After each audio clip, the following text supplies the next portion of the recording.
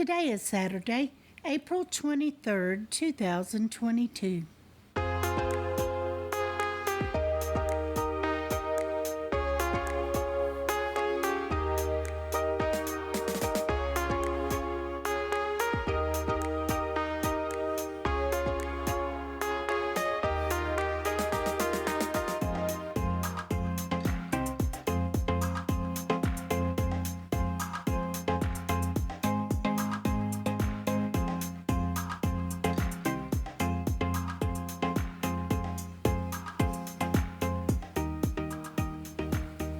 Welcome to the Survivor Fans Podcast. I'm Joanne. And I'm Stacy. And this is the listener feedback show for Survivor 42, Week 7.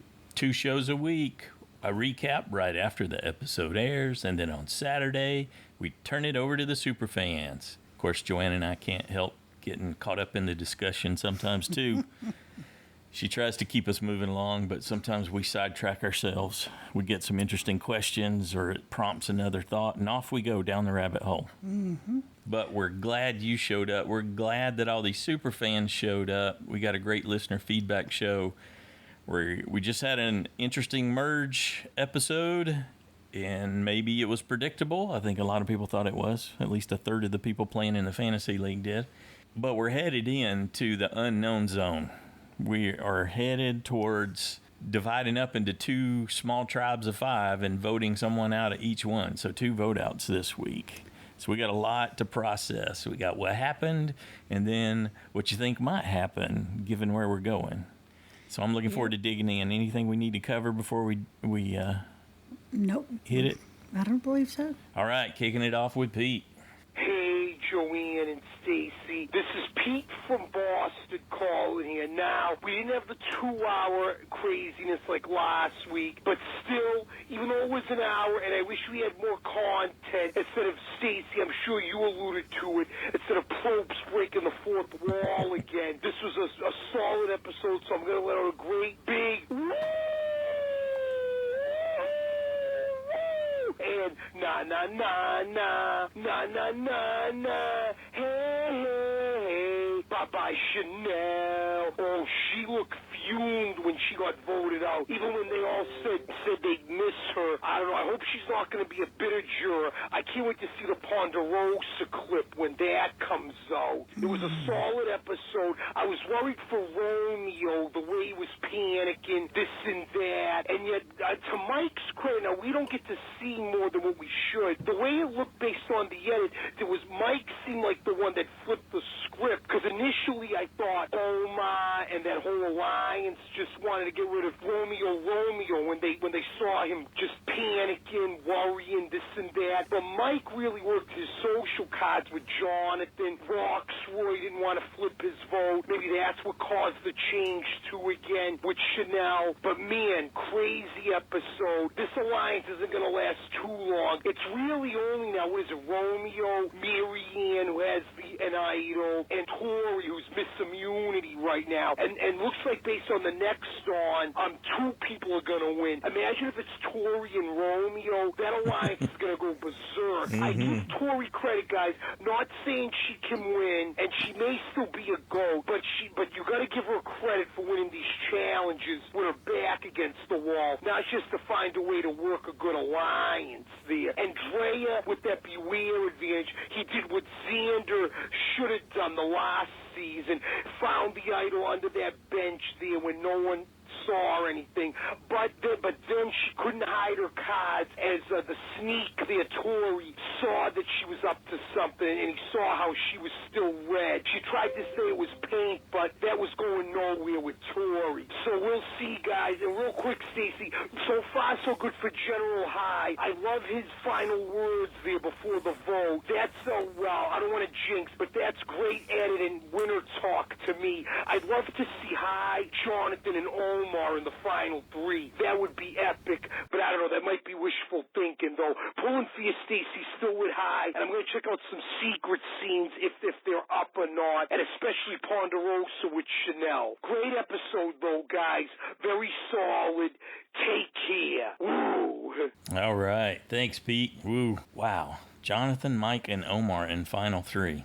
That would be tough. I guess Omer? Omer. Yeah. More, although we might be missing some of Mike's social game if he indeed, like Pete was talking about, was part of the reason they flipped back to Chanel so that Mike could get his revenge. I think we say Omar because he seems so much more strategic than Jonathan or Mike. But that may not be the case. Well, and he, unlike Mike and so many others up there, he's got no advantages.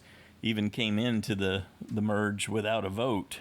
So that was, he's been all the more impressive. And yet he directed the vote even though he didn't have one. Yes, so he was what Chanel described herself as, being so adept socially at the game that she could maneuver without a vote. Omer actually delivered on that. And also, we should say, Pete, that according to Chanel, there will not be Ponderosa videos this season. Yeah, I haven't followed up with an official source, but I did see a tweet response that Chanel gave that said no Ponderosa videos. And I still haven't seen one as of we're sitting down to record here on Saturday afternoon, and I haven't seen anything. And I'm going to be really disappointed if I don't get to see a Ponderosa video of them weighing Jonathan and saying how much he lost, and then seeing how much he eats with like a calorie counter, food object counter running ding, ding, ding, ding, ding, ding, ding, while he's refeeding there, assuming he doesn't make final three. I'm a little bit more than upset about that. Stop taking everything away. It's just plain and simple for Joanne. Stop it. Quit it, y'all. That's right. Quit it. All right, thanks, Pete. Let's check in with Robert. Hey, Joanne, Stacy, and Survivor fans. This is Robert from Canada calling in with my listener feedback. I thought this was an okay episode, but before I get too deep into dissecting this episode, I have to recount something from my listener feedback last week. I said, and I quote, "I'm going to go out on a limb and say that next week Chanel will be my vote out unless I change my mind to Tori." Well, guess what I did? I changed it to Tori because I thought that my USB Drea would be the one to end up making the decision, and I thought that she would want Tori gone. And throughout the episode, it seemed like I was going in the right direction until Tori decided that she had to go on and win another challenge. So, although I haven't lost any save points, I'm dangerously close to the bottom of the basement in the side challenge, so I'm concerned about that. Some highs for this episode: my USB Drea added more to her lethal arsenal of half-quacked advantages, and we got to see Jonathan beasting in another challenge, though I felt bad for Omer and would have liked to see him get the win. And I actually liked the literal caught red-handed gimmick. I thought that was pretty clever. It's going to be interesting to see if that comes back into play, and I doubt Tori will forget it happened. As far as the lows of the episode, I'm really not digging Jeff inserting himself in as the narrator, and I really don't care for the whole bartering things in the challenge either. I know in the past they've offered food to sit out at the odd time, but this seems to take it to the next level, and I just prefer that everyone compete. Maybe if everyone did compete, the outcome would be different. This goes back to just providing players with the basic amount of rice in the game to get by, because starving isn't entertaining, and it robs us of more exciting immunity challenges. If I don't want to watch bartering, I think I'll go watch Let's Make a Deal. Hey, random thought. Does Omar and Jonathan's relationship remind you at all of the Coconut Alliance of Dr. Mike and Joe? Anyway, to finish on a positive note, my USB Drea is en route to finding enough advantages to get to the end of the game and earn me a cool 24 points. We also get to see Jonathan continuing to compete in the game, which I think is already outlasting all of our expectations. Next week, we get 2 vote-offs, which should be really interesting. I think the obvious vote-outs are Romeo and Tori. But I wonder when people are going to start trying to flush out some of these idols, and I think if they do that, Marianne or Mike would be vulnerable in that scenario. But anyway, I look forward to seeing what everyone else's thoughts are, and look forward to hearing from everyone. Thanks. Thanks, Robert. Yeah, Romeo and Tori do seem like the obvious next ones, but it just depends. They do a random draw for the 2 teams of 5 that they split up into. Mm-hmm. So you could get into a situation easily where it's just 5 of the controlling alliance, and they immediately have to vote one of their... Well, and Tori's already won, 2 of the individual immunities, so she could do it again. Certainly could. Her goal is to get the most wins. Yeah, see, the most wins now is 5. Yeah, I believe so. Season. That's what she said to beat that, she was working towards, yeah. We shall see. Thanks, Robert. Next up, we got a call from Boother. Hello, Joanne and Stacy, and all you Survivor fans. This is Boother checking in. I'm going to start with the reward challenge. Jonathan was showcased again with his swan dive from the 3-meter platform. He overshadowed Lindsay, who also dove from the platform. Then Jonathan swims with one hand, pushing his buoy in front of him. Totally amazing.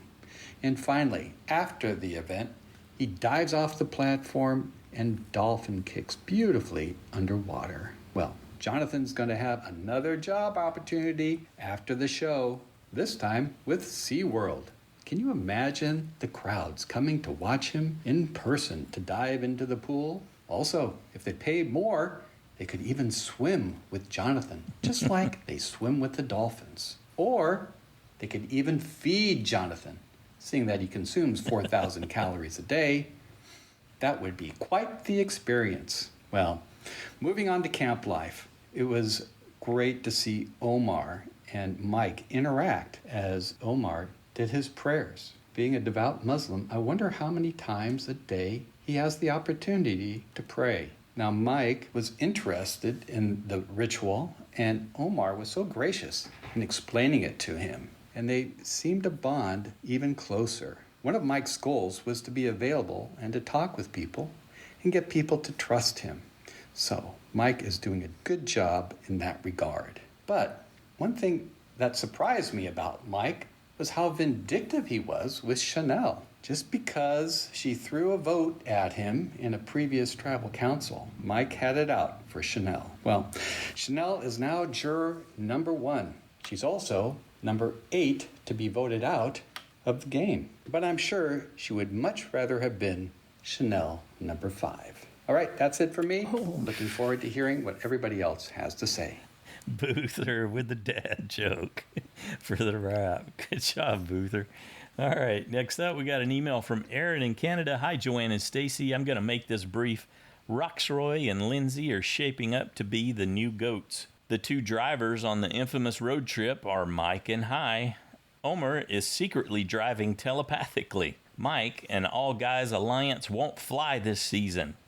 Jeff, please stop with the analogies and talking to the camera. Amen. Although we get a mix of feedback this week on that. Some people like it, some people don't. The end. Oh, and my prediction for next week is that the big dogs will start to turn on each other. Have a great week. Thanks, Erin. Well, you set us in the direction, but you didn't say who the big dogs are going to go. You left us hanging. Which big dog? Yeah. All right, next up, we got a call from Rebecca. Now, I'll preface this with I tried multiple ways to clean up the audio. Rebecca is out on a bike ride, and she's calling from the side of the road, so it's going to be a little challenging to figure out what she's saying sometimes. But, well, this was the best I could do with it. Hi, Joanne and Stacy. It's Rebecca calling from the Napa Valley on her bicycle, just under the wire, getting her feedback in.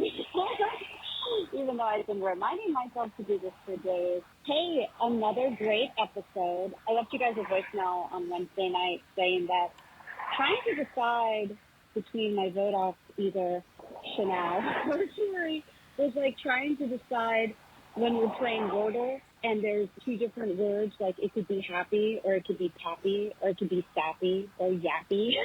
You're like, I'm so close, but I don't know what to choose. But I went with Chanel, and I got my 4th vote off turn in a week. 12 enough points for first time jury, so I'm feeling pretty good. But I gotta say, going into next week, I remember from last season, this is where they split them up into 2 teams, and there are 2 vote offs. And historically for me, when this happens, I just don't know who to vote for because it's really dangerous. This is where even though you have a solid alliance, you could be split up from all your people and get easily voted off. So I'm worried about Jonathan. But I feel like with 2 different chances for immunity, like being on a smaller team, I feel like he has a solid chance to keep going. I love watching Jonathan play. I loved watching him dive. I mean, how sensational was that? That was pretty amazing. I want to see him go really far. Absolutely adore him. Hi is still my USB, and I'm just really enjoying the season. I would really like Tori to be voted off. It was so funny when she was about to win her second immunity, I was watching the TV going, fall, drop it, Tori, because I didn't want her to win immunity. Going into this week, trying to pick your vote off is now like playing Quordle. Quordle is like Wordle, but you have to guess 4 words, and now I have to guess 2 vote off, and I just don't know what to do. I know who I would like to go. I know who I would like to stay, but it's all going to be up in the air. Oh, and quick on Drea, I think she has a much better chance of playing the shot in the dark right and really, wiping away the competition with it, because she's smart and she's so calm. Unlike Romeo, who's just a puddle of anxiety. Would like to see him leave. It makes me anxious to watch him freak out. The sun is shining in Napa. It's 75 degrees. I'm having a beautiful bike ride, and I hope you guys are having a great day in northern California. And I can't wait to hear what everyone has to say for their feedback, and have a great day. Thanks, Jan and Stacy. Bye. All right. Thanks, Rebecca. Next up, we got a call from Nora. Hi, Stacy. Hi, Joanne. Thank you so much. This is Nora from Canada. Thank you so much for your wonderful coverage of Survivor. It is just such a joy to listen to both of you. And I feel avenged now. I stopped watching last year's Survivor because Chanel was just, I couldn't. And she was a Canadian like myself, so I it took a lot to hate her, but I sure as heck did. But anyway, this year it brought me back. And yeah, okay, so Chanel, remember back when Daniel was pleading for his life at a tribal, and he said to Chanel, remember you told me to vote a certain way, and she just absolutely rose up on her haunches way above and denied and left him out in the cold and all that. Well, we saw that article on Ponderosa, the interview on Ponderosa, where, she denies everything. And I can't help thinking hubris keeps being the thing that knocks you out. The Greeks were right, in all their plays. Hubris is going to kill you. And when Chanel... she voted for Mike, and that was a really terrible mistake on her part. But I think my reaction didn't seem to be, shared among other people. But I thought when she just left Danielle to fry there, that's some high status claim. She was claiming the high status area, which is always your death whenever you rise up like that. I cannot wait to see how Drea handles all of the pleasures that the game has given her. Okay, thank you so much. Thank you for what you do. Thanks, Nora. Good to hear you again. I think she referenced seeing Ponderosa, and what she meant was the interview, the exit interview, like maybe the EW one, which I try to make sure I link in the show notes of all the listener feedback shows. So I did go through that and a couple of others, and Chanel's interviews, not unsurprisingly, paint Chanel in a very positive light in terms of how she made her decisions. Why not? But they sometimes people acknowledge their foibles, and then sometimes they don't. That's just the way it is. Well, and sometimes they recognize them, and sometimes if I had to classify it with one word, I would say it was more about, everything was about her. So it was just... Well, it was her interview. Yeah, but I felt like I got a sense after reading and watching the interviews, I got a sense of why she wasn't making strong social connections. And why was that? Because everything was about herself. Everything was through her prism for her. If it's not for her, then she's not interested, kind of deal. Or she can't see it. Yeah, exactly. Okay. Next up, we got a call from Sophie-n-Leila. Hi, Joanne and Stacey. Hi, Survivor friends. This is Sophie and Leila in Texas. We watched it last night, and it was really, really good. I'm happy that I've gone with Tori. I think she's observant. I know that, she's annoyed lots of people, but go her. I was actually voting and cheering her on to win, even though I don't want to see Jonathan gone, and he was one of my save points. So it all worked out. I got all my save points. I had Marianne going home, but yeah, I'm very glad it was Chanel because I didn't like her serious face. Leila, what did you think of the reward, peanut butter and jelly? I don't think I would have wanted peanut butter and jelly. No, come on. I mean, I like peanut butter and jelly, but I'd rather something else. Boy, you can't have anything else. That bread, oh my goodness. That did look like good peanut butter and jelly, though. Okay, what did you think of the Jonathan diving into the water and the... Why are you asking me these questions? Well, because you were, wow, did you see that, Mum? And I actually missed it. Oh, you did? Yes. Yeah, we gotta rewatch it. I do. My husband's very jealous, right? So what's going to happen next week? It looks like an all boys, all girls alliance, maybe. I don't know why Lindsay's arguing with Jonathan. What did you think of Drea getting the red on her hand? I think it was stupid because I don't think I would have grabbed it out with my full hand. I think I would have pulled it out with something else. Like a stick. And then washed it in the ocean properly, right? Yeah. Okay. But it was a fantastic episode. Yeah, I think I would have hidden it a lot better. I think What do she you mean? didn't really think about it. Like, she could have covered up her arm, put, like, a long sleeve shirt on or something. Like, she didn't try to hide it as well as she could have. Yeah, I wouldn't have said that I was painting. I would have said, oh my goodness, is that blood? And then run to the ocean, washed it off, but then kind of rubbed myself with a stick to make it look like a scratch. Yeah. Okay. Any other thoughts? Who are you enjoying this season? I'm not really enjoying her. She's actually kind of annoying me. What's her name? Marianne? Yeah. The girl who speaks a lot? Yeah, she kind of talks a lot. I like her. I do. I like her, but I think she's drowning everybody out and making them, like, just sick of her. All right, you need to read the room. But it's a lot better than last year, right? The Evil Tune song? Yeah. Yeah, we're enjoying it. I just think that next season, if they keep on doing like a sit-out bench, people will be volunteering to sit on the bench just to check for a hidden clue. So maybe not have picking rocks as much next season. But apart from that, it was really good. Thanks, guys. Have a great weekend. Bye. Bye. Thanks, Sophie. Thanks, Leila. Next up, we got a call from Drew. Hey, Joanne and Stacey. Hey, everyone. This is Drew. A couple things. First of all, before I get into those, happy Friday. It is Friday. Yes, it is Friday. First, I had not had any dreams lately, so thank you, Stacey, for not sending those my way. You're welcome. This week, and apparently not needed because I got full points this week, which includes that first on jury bonus. I may recall that I also scored the first out bonus. So I'm just saying I'm looking a lot better in the attic this season. I had a good feeling about 42, I'm telling you. The second thing I was going to say is that for last week, I remembered something I meant to say last week, which is kind of over this attempted soundbite thing where people just say something they think sounds really pithy and witty and sassy, but then they don't realize that it kind of is either a mixed metaphor or is an incorrect adage. For example, last week, Rocktroy was, by the way, I cannot hear Stacey say Rocktroy anymore without hearing it in Scooby-Doo voice. I swear, whether you mean to or not, you're putting just a tiny bit of an edge when you say his voice. It might be.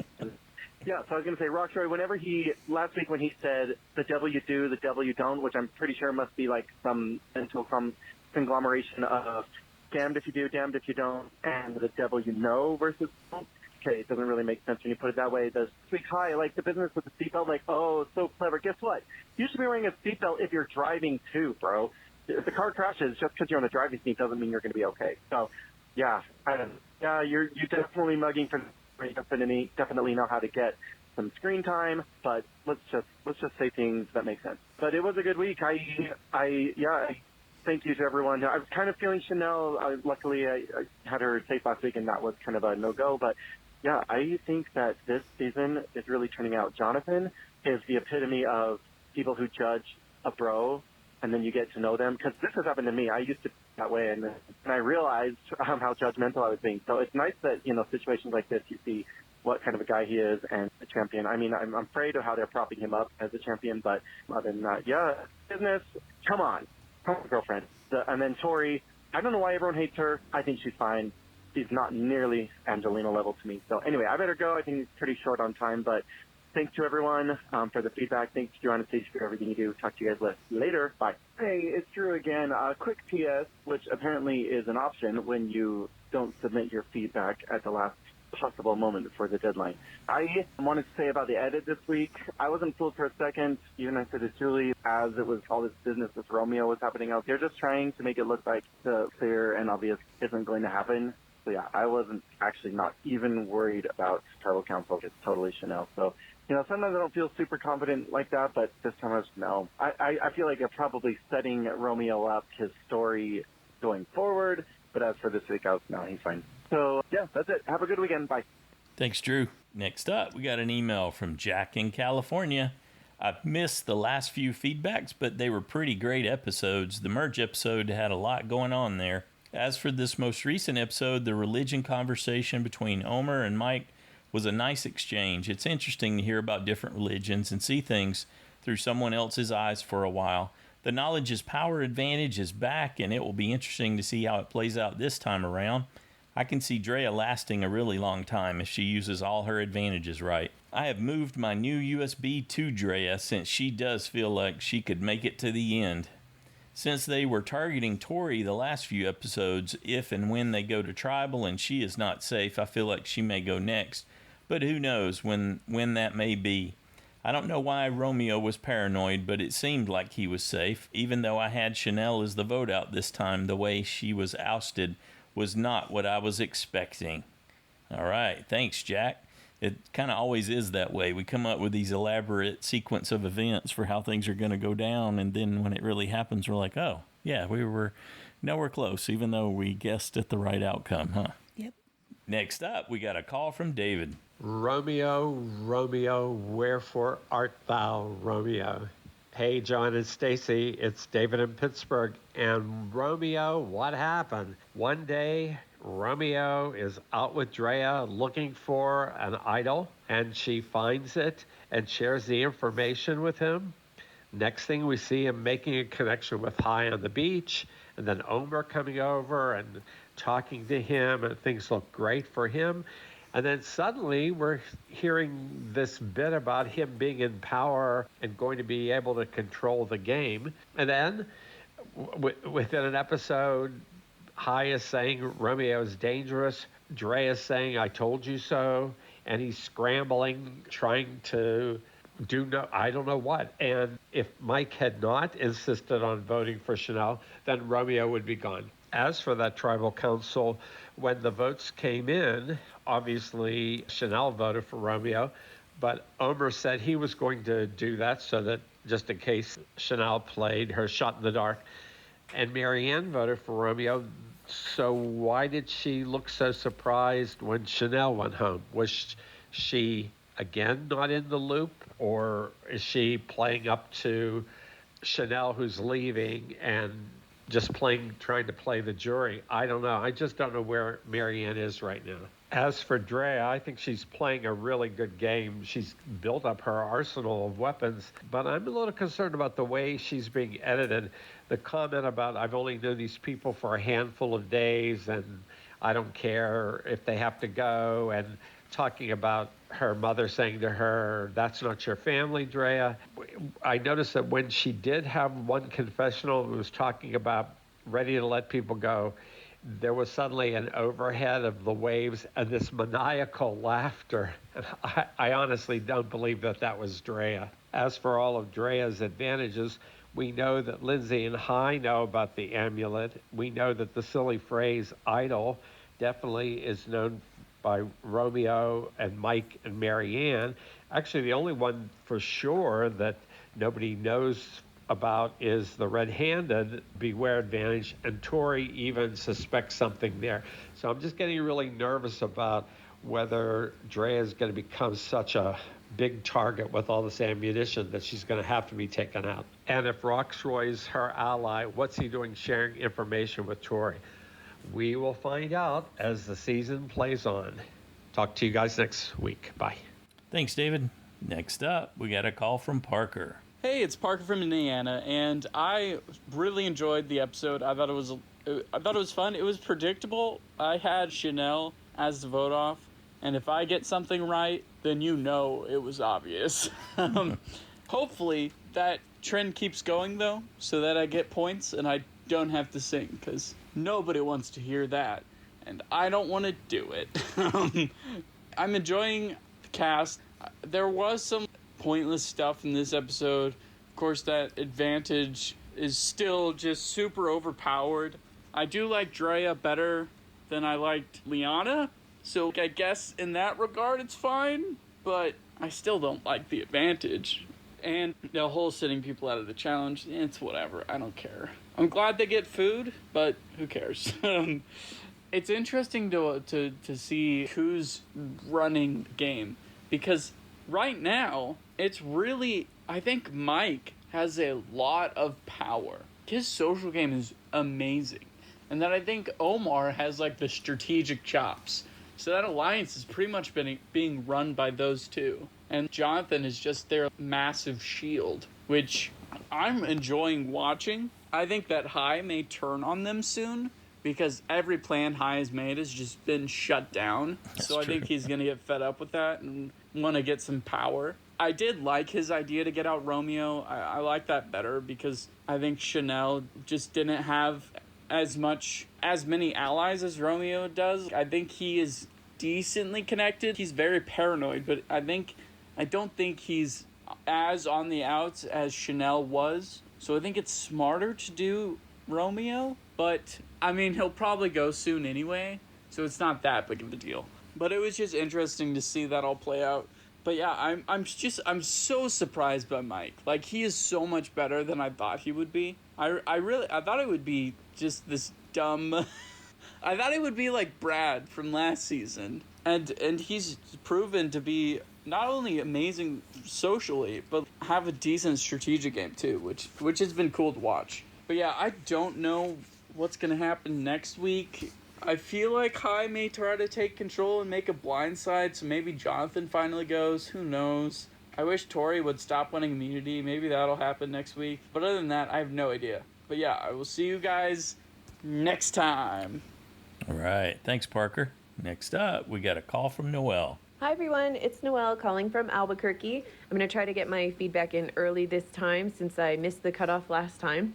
Last time, if I had called in, would have said, was sad to see Lydia go. I wish I had had the confidence at her age to try to go on Survivor. I think it would have been a great experience. I think it was stupid for High to let her go because she probably would have been a jury vote for him. I'm not impressed with High's game at all. I think General High is a really great nickname for him because he marches around camp like he is supposed to be giving orders and everybody else is supposed to just fall in line. The way he treated Romeo in this past episode, especially after their seemingly genuine moment in the merge episode, was really gross. I ended up feeling disgusted by him. He just kept going in over and over and over on Romeo. The whole tribal council acting like he's the boss and Romeo is supposed to just do what he says, and it was so gross. And I knew right away Romeo was going to vote for him long before Jeff even said time to vote. I thought, oh, yeah, Romeo is going to, after taking all those shots from High, going to throw a shot back at him for sure. I feel like I get Romeo. He reminds me a lot of people that I went to school with, grew up around when I was a kid. So I knew 100% he's voting for High. When I saw that vote for High, I knew 100% that was Romeo. My USB Dre is playing an amazing game. She has every advantage possible. It's awesome.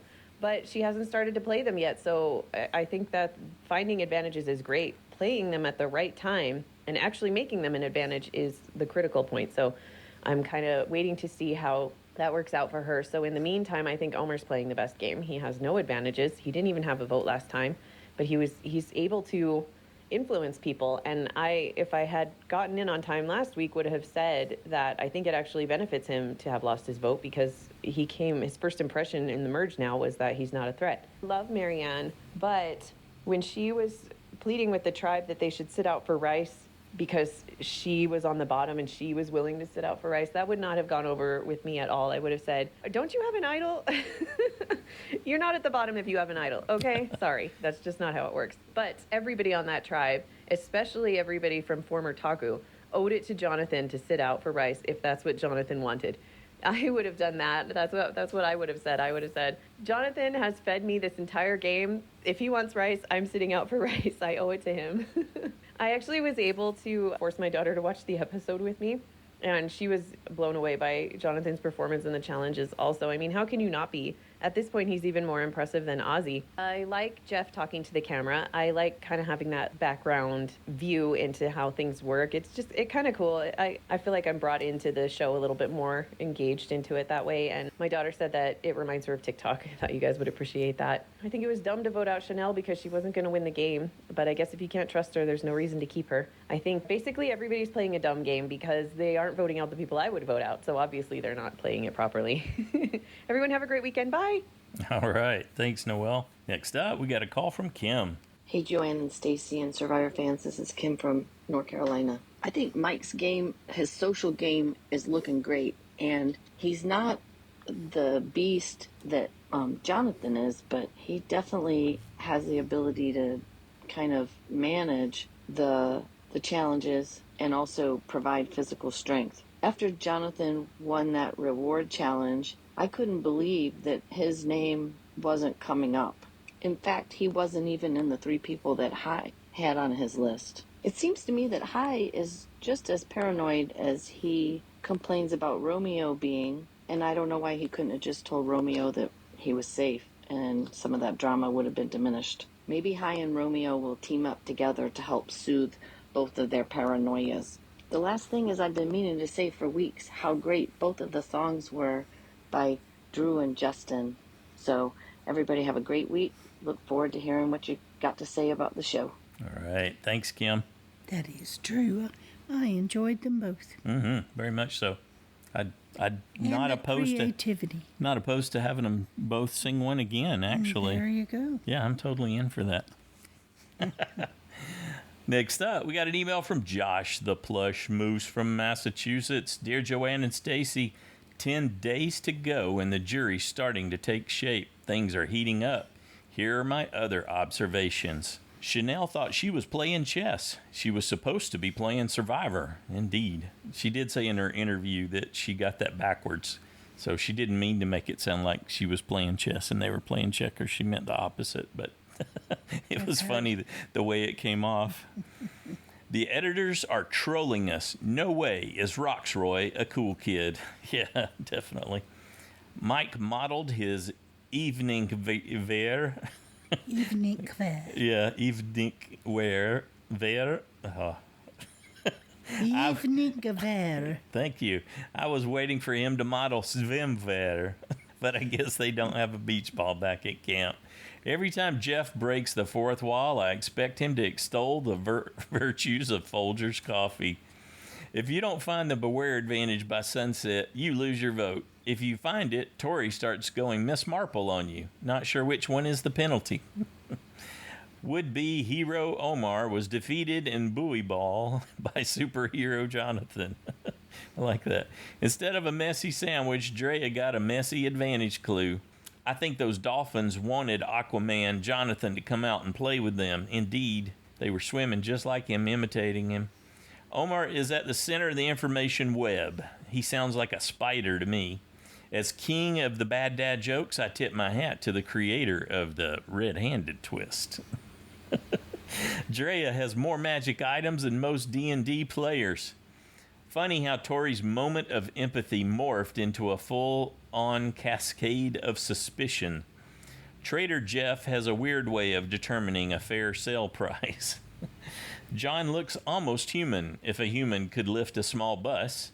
The cockroach of chaos Tori won won immunity and escaped again. Of course she did. I predict that Jonathan is going to issue a TikTok challenge for buoy balance saves. Chanel's chill strategy played right into the majority's plan to put her on ice. Drea seems innocuous, but boy, does she have an evil laugh. She does. And David, that is her laugh. She's got a couple different ones. they're really, it's like it's coming from a different character when she does it. But you liked the evil one. Yeah. You didn't like the other one at all. Yeah, It drove you nuts. Yeah, she's something there. Romeo's lucky that Mike hated Chanel more than he feared Romeo's paranoia. Just putting it out there, Marianne might be Kaiser Sose. Okay, that emotional manipulation, huh? Chanel couldn't get into the right car because she was already under the bus. That's horrible. It's funny how often tribe members say they love the person they just booted. She did say in the interview she wasn't happy with any of that either. She really wasn't in the mood. You could tell. Mm-hmm. I'm with Chanel. She got punished for the same moves Mike and Omer made. Absolutely. When Marianne did her find the right car babble thing, my thought was that there's always room for one more in the clown car. Mayor of Ponderosa Chanel really needs to work on her welcoming face. Definitely. Next time, one immunity challenge, 2 winners, 2 people go home. Will Tori survive again? Anyway, that's it for me for now. Thanks, Joanna and Stacy, for all you do. I can't wait to hear what the other fans have to say. Stay safe, everybody. Thanks, Josh. Good job. Next up, we got a call from Jade-n-Christine. Hi, Joanna and Stacy. This is Jade. And Christine. From Hawaii. Aloha. So I was a little disappointed in Hai, especially when he fell down right away. The first in the one. immunity challenge. Yeah. He never really got a handle on those sticks that he was used to hold up the buoy. So hard. Yeah, it was a little disappointing. And I feel like even though he's so perceptive, he's very precise in how he speaks, and he's very articulate, he needs to listen to his own advice. He needs to know when to let go of the steering wheel, because I think he needs to be careful of driving the car insistently, because when he's trying to change that vote last minute, ruffled some feathers, and I'm just worried about him. I'm like, don't put yourself in the spotlight, Hai. Just take a little step back and just relax, play kind of under the radar, control the game, but under the radar. But I don't know. I think he's definitely in danger, especially now that he has a vote. Yeah, and I thought it was really funny, the vote that Romeo threw out there for Hai. Yeah, random. And it was funny. At first I thought it was Roxroy because he's been doing those rando kind of like single vote things. Yeah, where especially it's like, in his own tribe. Do you understand where everybody's voting? Or yeah, but I don't think that's going to work out for Romeo. I think that was a really bad decision. Like, why not just vote with the group instead of like singling out Hai and being like, I'm mad at you. Yeah, and now Hai's going to be mad at Romeo and trying to go after Romeo. Yeah, I'm just curious, Joanna and Stacey, what you think about why Romeo did that. What was his reasoning? Because it just seems like a bad decision, and I don't really see any strategy behind it, but I could be wrong. And I also want to know why, what's his name? Omar, thank you. Why Omar voted for Romeo and not for Chanel? Why didn't he vote with the other core group? Why did he vote for Romeo? That just seems so random. Yeah, it was strange. I thought that Omar was with this group, and then it turns out that he's with these other people, maybe? Yeah. I'm not sure. But he really did kill it in the reward challenge. He did well. I was proud of him with his baskets. He made up for that, when he was so bad with that one puzzle. Oh, that's right. Yeah, so he did really well, even though they didn't win. Yeah. I'm not sure. I think that he needs to maybe calm down a little bit. Omar, please stop with the double agent thing. I don't think that ever works out for very long. Yeah, he needs to just focus on who he's going to be with and just align himself with Hai and Drea. Jonathan or Hai and Drea. I don't know. Maybe Hai and Drea. Right. So how many trinkets do you think Drea is going to go home with? I think all of them. That would be wonderful, but no. We'll see. We'll see. Looking forward to next week and hearing what everyone else has to say. Thanks, Joanna and Stacy. Bye. Thanks, Jade and Christine. What's your thought? Why did Romeo do that? I think it was strictly emotional. He was mad and he wanted Hai to know it. Hai was sassing him in tribal council, and he just was like, well, take that. Well, here's what happens when you do that, Hai. Yep. All right. I don't think it was a wise choice either, but I think it was just an emotional decision. Yeah, he's definitely seems to be playing from emotions, given how much he's yo-yoing around. And he probably knew by then his vote really wasn't going to matter that much. And I think Omar sent his vote that way as a just in case, on the off chance that Chanel had something. Well, I thought he was wanting to stay in with the not majority group so that he could still make them think he was with them and still continue to get do the information. Double agent thing. Yeah. Yep. Could be. That seems. Because he knew the rest of the people didn't need his vote to get Chanel out. So he's played it the other way. He had some flexibility and took advantage of it. Yep. Next up, we got a call from Justen. Hey, Joanne and Stacy and all the super fans. This is Justen from Michigan. I just wanted to focus in this week on my USB 24 Drea, and I just kind of wanted to talk things out from her standpoint. She's obviously in a very good spot, and a very unique spot in Survivor history with all these advantages and potential advantages. I think she has the personality to pull it off. She seems calm and collected. She doesn't seem too power hungry like I would probably be and just start firing off advantages left and right. Seems like she's really biding her time well so far. I think as long as she's not the primary target here in the next couple of weeks, get to final 8, and then I think she can just start rattling off idols. I think in the back of her mind, she should try to be getting out High and Lindsay to make the amulet a full idol, but you don't want to force that. You don't want to seem too pushy. And then the other thing with the knowledge is power, I don't have the sense that Mike or Marianne would be very receptive to getting their idol taken away. I don't see them having the personality of, oh, that was well played. You took our idol and voted us off, so we're going to give you $1 million. So you kind of have to toe that line as well with jury management. So she doesn't have an easy road, but she has a road, and that's what's going to pull me out of the basement of the side challenge. So there's my hope. I can leapfrog anybody who doesn't have Drea as my USB, and I'll be rooting for her the rest of the way here. All right, everybody, have a good day. It's finally 70 degrees here in Michigan. I know that seems chilly to most of you West Coasters, but here in Michigan, it's the first 70-degree day of the 2022 year. So have a good day. Thanks, Justin. Yeah, I think Drea is just in a position she's going to go Oprah at some point. You get one, and you get one, and you get one. Out they go. Or saved they are. She's going to be able to control her destiny the more she's able to delay pulling the trigger on those. We'll see. Next up, we got a call from Jen. Hi, everyone. This is Jen in California. I had a whole lot of thoughts this episode. The first of which is I really like this cast. They're all playing the game, and there doesn't seem to be anyone there who has an agenda other than playing Survivor, which I love it. It's refreshing. I found Chanel's initial confessional interesting. She had no awareness that her allies were not her allies anymore. It was shocking to her, and I really felt for Marianne as she spoke about how she feels about no one wanting to work with her and how it reminds her of her past in school. I think there are a lot of young kids that feel that way, and that just kind of hit me in the heart there. And then we came to the reward challenge, and there was Jeff again talking to us. Oh, Jeff, please get out of your own way. I just don't appreciate his efforts in identifying with us and trying to be our friend. Just be the host, and we will still love you. I don't know that I would give up my spot like Drea did, but I don't like PB&J either. I'm sure I would eat it if it was offered, but I have never liked peanut butter and jelly since I was a kid. It was my least favorite sandwich. I like peanut butter, and I like jelly, and I like bread, but I do not like these three things together all at once. And speaking of Drea, I cannot believe how many advantages Drea has. When Jonathan won the reward challenge for his group, my first response was unexpected. It was, oh. I was just disappointed because he has such a target on his back for his athleticism. And let me tell you this, Jeff has his new man crush. Mm-hmm. Not since Boston Robert Joe have I heard Jeff gush over a contestant like he gushes over Jonathan. I was excited that his team won, but Jonathan is my new USB, and I just don't want a bigger target on his back than he already has.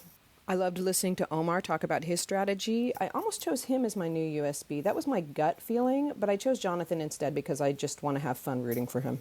I thought that the beware advantage stating that Drea could be caught red-handed was clever. I really loved it. However, I can just see the Survivor producers getting cute in the future over and over again.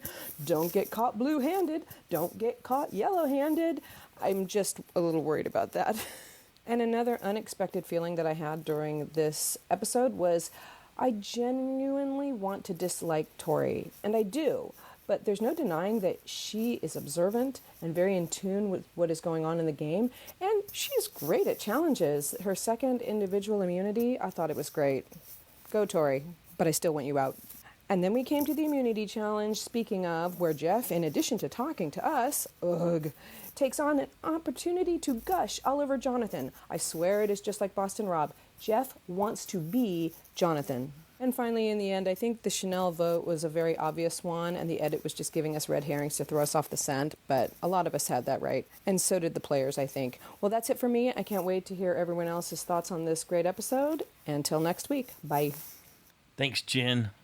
I'm just still stunned at that confession. No PB&J sandwich. Somehow they're okay separately, but not together. Hey, to each his own. Next up, we got a call from Paul. Hey, Paul in Louisiana here, and here's the deal. To me, 42 is out and the word reboot is in. It's almost as if season 41 had just been refilmed with new actors or something, because so far, we pretty much know what to expect. There have been tweaks here and there, but this is the same old season 41 again, with some minor improvements. But I also feel that this is a much better season than the last one, so those minor improvements are definitely paying off. I just hope we never see that hourglass again, because honestly, there's only one way to play it, and we've seen it done twice now. And for the record, I like Mike much better than I thought I would, but wow, can he hold a grudge? He just couldn't let go of Chanel writing his name down, even though he wrote hers down at the same time. Now, correct me if I'm wrong here, because I honestly haven't had time to verify that. I guess the shorter season means that there's less time for people to forgive and forget what other players have done recently, so that may be why he was so driven against her. Andrea, I mean, if she finds just one more advantage, there won't be any room for her face to show there on the roster. And she's keeping it all to herself, which is why she's going to go deep. But I can't believe she missed that red paint on her arm. And I have to say that I really did like that added touch of marking oneself when you grab the advantage. And along the same line, but also being completely different, because that's just me, I'm thinking that Marianne never would have found that hidden clue under the bench. And if she did, she probably would have stopped the challenge to announce to everyone what she just found. Yeah. So we do need to talk about Tori. I mean, she has her strengths, obviously. Who'd have thought that she'd win 2 individual immunities in a row? And is anyone else out there as upset about that as I am? Her problem is that although she's a good player, she's got, well, let's just say a rickety personality. She would fit in perfectly in the movie Mean Girls, and that's the largest part of my beef with her. Which, in turn, brings me to Chanel, who seemed like an okay player to me, but mostly she came across as being very guarded. In the end, she strikes me as an introvert. Her biggest mistake, though, and I think we can all agree, was taking that risk and losing her vote. She just couldn't recover from that. I honestly feel that she had more to offer to the season, but again, she just couldn't open up and get it out there. Oh well. So here comes my requisite Jonathan is a beast remark. Wow, Jonathan is a beast. Maybe instead of calling this season 42, we call it Jonathan, because we will be talking about this man for years to come. And lastly, I'm still liking the season a lot, despite having a huge case of deja vu while watching it. I still can't decide who will go next, but it'll be either Romeo or Tori. I guess it's all going to depend on Tori winning immunity again, and I think she can do it. She's, and I hate to say this, she's actually impressed me these past 2 weeks. There's still that personality problem I have with her, but I can give credit where credit is due. I'm also interested to see if Romeo can recover, but now that he's seen his name on parchment, I'm thinking not. So I guess that's it here on my end. Everyone take care. Bye. Thanks, Paul. Why not both, Romeo and Tori? We got 2 vote outs coming, so it could be. I think Paul really hit it too. The primary motivator, whether it was recalled or not, for Mike to get revenge was that Chanel's bad choice resulted in Jeannie going. And Mike had a good alliance going with Jeannie. And you and I were sitting here looking at the roster last night or the night before and saying, out of all of them that are gone, Jeannie's the one we most wish was still there. I don't know if I liked her that much, but I kind of wanted to see what she was going to do. Yeah, see what she was capable of. I kind of felt like we didn't get to see enough. Her potential seemed really high. So, and I hadn't seen anything to dissuade me from that before it all went south with Chanel's bad decision, which she tried to frame as should have been a good decision in her interviews. Omar shouldn't have done that to her. So it was all Omar's fault? Primarily. I see. Though that Mike, he can hold a grudge. I think he's the kind of guy that he's a really good guy, but if you do him wrong, that's it. He's never going to trust you. There might be some, Mike may have some trap doors. You fall through, there's no getting back up. That's right. Yep, it seems like that is the case. If you go down that path, just keep going. 2 tribal councils, people could be awfully tempted to use idols in this situation because the pressure is just going to magnify. They've been comfortable in this big majority alliance, and then no matter how things go, Well, it 100% is going to be based on how those two tribes get split up and how comfortable they are. The random draw for that. If they're Yep. comfortable that they have the majority, then they won't play it. But if they're not, then they may choose to. The three that have an idol. Could you be in a group where Jonathan didn't win individual immunity and not go after him? Oh, well, yeah, because they already did that. And that's this smaller group, though. It's easy to do it in the bigger group. I do think he could be in jeopardy. Who's his final three alliance? They showed us it was Mike and and Jonathan. Yeah. I like that Paul thing, Survivor Jonathan. That probably will be how we remember season 42. It was Survivor Jonathan. That's when you know you're making an imprint on the game. Well, and a positive imprint. Even though Dre is making history too, that'll be remembered, but it's not as, just for whatever reason, it doesn't sound out as loud as advantages. Yeah, as Jonathan's I continued physical demonstrations. I think it depends again on how well she's able to use them.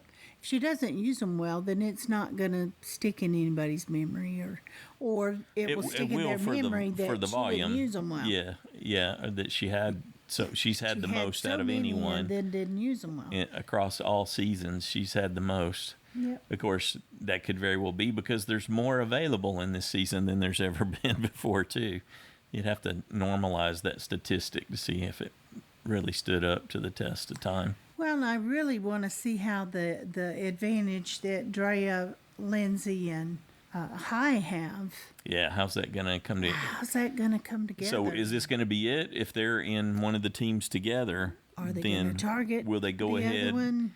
Will they go ahead and all go for an extra vote to help make sure they've got control of that Especially if there's only five-person two, group?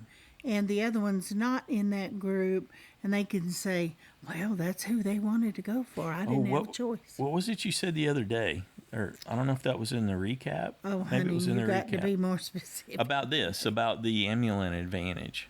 Oh, it was what if two of them end up in one group and one of them ends up in the other group? Like I just said. Could they... Oh, was that what you were saying? I'm sorry, I probably talked over it. So could the two act independently of the one, and it would essentially be like there were only two left, so that Yeah, theirs 'cause could be steal a votes. Because it said this is what happened if there's two left in the game or one left in the game,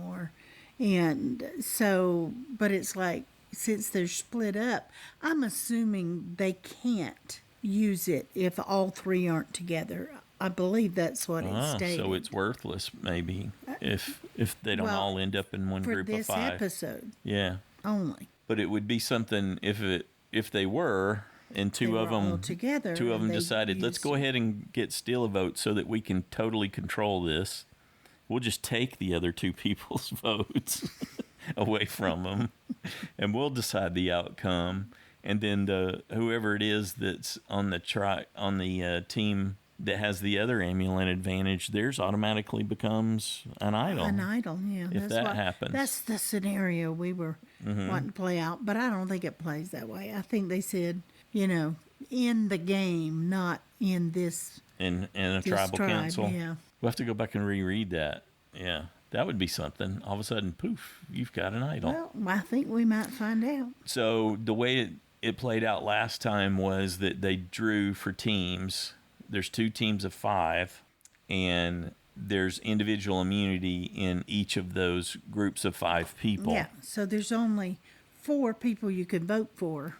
There was also a reward last time, and the way you got the reward is to be on the team with the person who won individual immunity by going the longest in the challenge.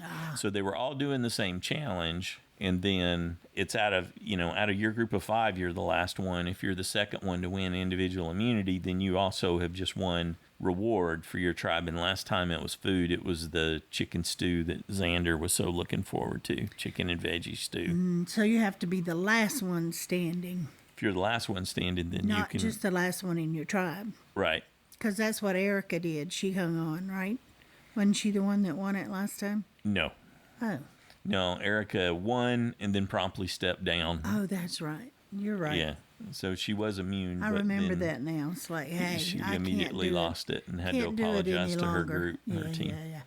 I remember that. I knew she was one of the ones that won. But Yeah, so there'll be some kind of food reward for the second group of 5. Yay. Okay. And they split them up. They were physically separate. So they sent one group back to one of the islands that wasn't being used to actually run that. And then when they came together at Tribal Council, the second group got to see the first group's Tribal Council. You went back and watched last season, didn't you? No, I just read Wikipedia to see real quick how it played out. It's been a handy reference since, like Paul said, this is a rerun season.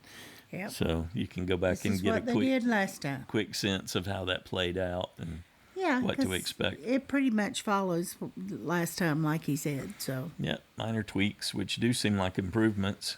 But I'm firmly in the same camp with you. If Ponderosa's really gone, I hope it was just something because of the protocols and they couldn't keep the staff there. That, I don't know, something.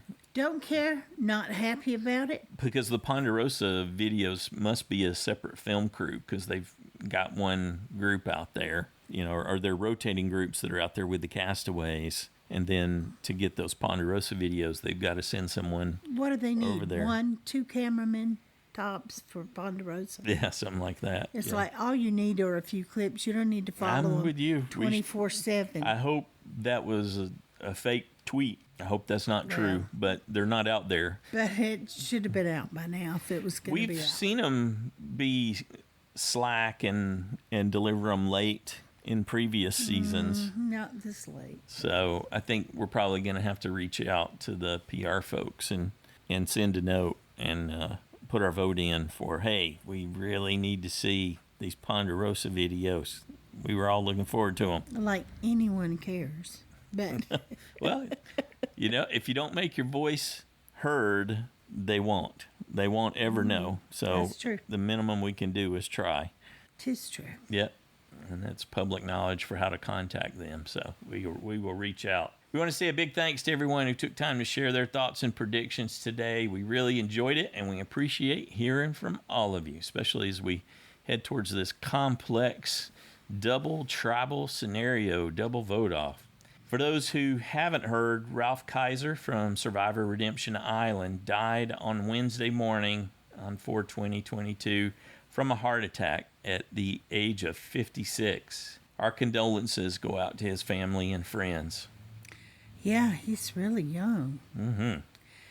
He's quite the character, too. I remember we enjoyed actually it. didn't hear about it until after we recorded the recap, and then we saw it. But anyway, that's really sad. Yeah. So, okay, if you play in JSFL, don't forget to make your week 8 picks for 2 people voted off and 4 people who are safe. Good luck with that. That's going to be complicated. At least you got some things to mull over in the listener feedback show. And if you want to join us in the next listener feedback show, we would love to have you. Look forward to hearing from you. You can call and leave a voicemail at 206-350-1547. If you need it, we got it toll free, 844-643-8737.